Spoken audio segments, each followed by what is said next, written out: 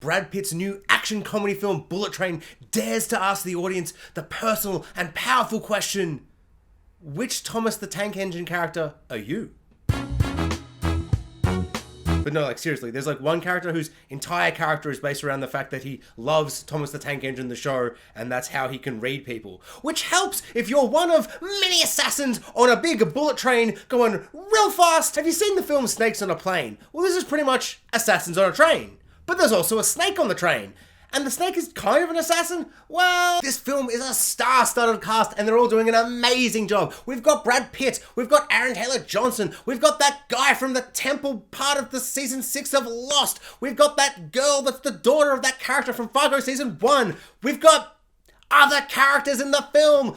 I don't know any of their names. I don't know how I saw a film with so many famous people, all of whom I recognize, and I was just like, who are any of these people? What are any of their names? Why don't I know their names? Should have I Googled their names before doing a review and putting online? Absolutely, but I don't have time for that. I'm too busy gushing about how good Bullet Train was. It was pretty good. It wasn't amazing. It's not going to blow your world. But if you want to sit on a bullet train of a movie, I was trying to think of a train metaphor, but I'll leave that to a character in the film talking about metaphors about trains, about specifically Thomas the Tank Engine. There's just so much talk about Thomas the Tank Engine. Like, so much, but it's also like really powerful emotional bit. Like at one point someone's like, you're Diesel, and I'm like, ooh.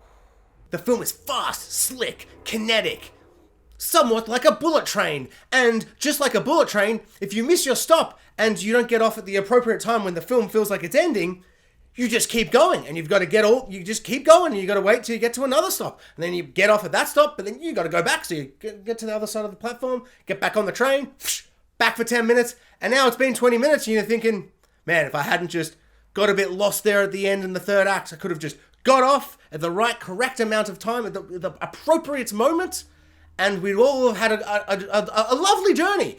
But now I'm thinking, what a waste of that last 20 minutes. That's the messiest metaphor I've done for a long time on this channel. The film was too long.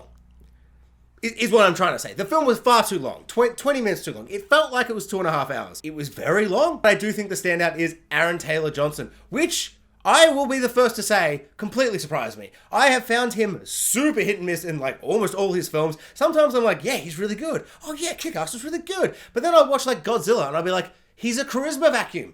He's a vacuum cleaner and he just sucks up all the charisma in the room. And he's just not very good. In this film, he is waltzing up and down the thing. He's wearing this beautiful suit. He's got this gorgeous 70s porn mustache. His hair's looking great. At one point, he gets a bit kind of beat up and, you know, from punching and doing action stuff.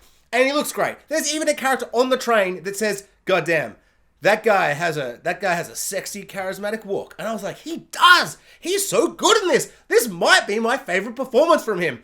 He steals the show. I think he's better than Brad Pitt. Brad Pitt is amazing, and he's always amazing, but I love Brad Pitt. I mean, who doesn't love Brad Pitt? So it's just great to see him. I also love long, shaggy hair Brad Pitt. At one point, someone calls him a hobo and says every hobo looks like Brad Pitt. You cannot say Brad Pitt looks like a hobo.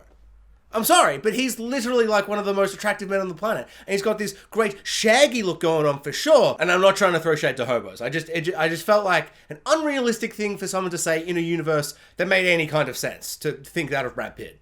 That's just insanity. And the film is violent. It is very, very violent. There are some incredibly violent moments, but it does kind of remind me, funnily enough, of Deadpool 2, where the violence is sometimes shocking, but mostly kind of just fun and crazy and zany and just very, very colourful. There is one death that really was quite shocking and brutal and kind of horrible, but I think I kind of really liked that character, so I was just really like sad to see them go at that point.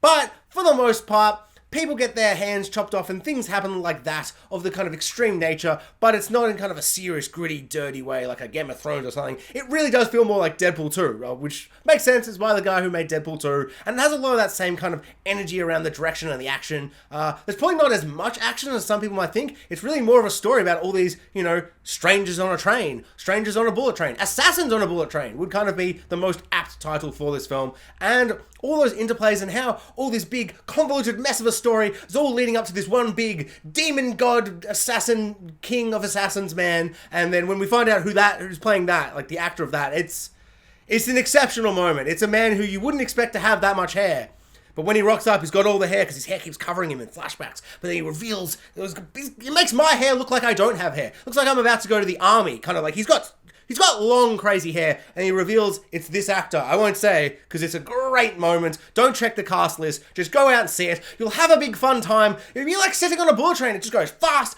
It's frenetic. It's action-packed. It's fun. It's, you know, it's all the things I just said before. But then you miss your stop, and it goes for too long. So, I don't know. Just bring some candy, and then by the end you can just eat some candy like I did. And then when you finish the film, you're like, I wasn't unsatisfied, but I'm also a little bit sick, so I'm kind of focusing on that because I had too much candy. So I'm not even worried the film was too long. I'm kind of worried that I might throw up because I had way too much candy because the film was too long. Thanks for watching, guys. Like, subscribe, hit the notification bell, and comment below. I'd love to know what everyone thought of Bullet Train.